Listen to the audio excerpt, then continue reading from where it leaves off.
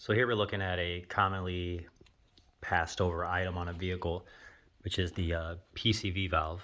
It's connected from an air hose, connects to an air hose that connects to uh, somewhere along the line on your air filter. It's pretty much just takes the excess buildup of pressure with air and gases and just filters it and puts it back through your throttle body and reuses it. Anyways,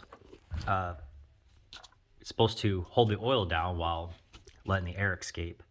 So sometimes they fail, which, you should be replacing these things. I mean, they, depending on who you ask and what you look up, 20, 30,000 miles, those should be replaced.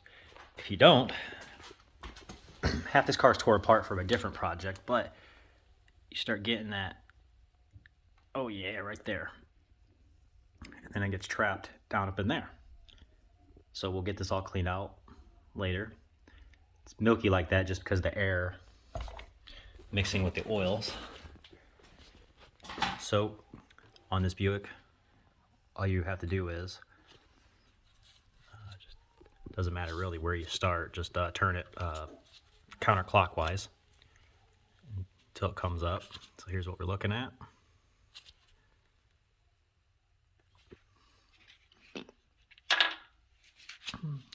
And assuming everything inside there is good too. I mean, there's a lot of things that can go wrong that causes this issue. So we're just going to go ahead and start with the cheapest fix, which would be just replace the valve itself. Here we have a standard motor product. I personally like them. Not a sponsor. Just anytime I can get a part from them, just seems to be really, really good quality. This is the V546. Come out looking like that. Pretty much identical. And to install this,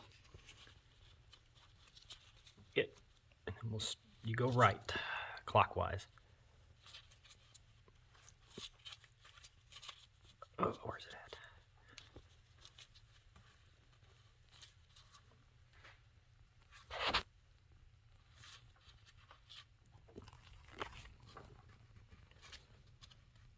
All right. You'll hear a nice little pop when you push it in. So there you have it. That's how you install the PCV valve on this Chevy Impala.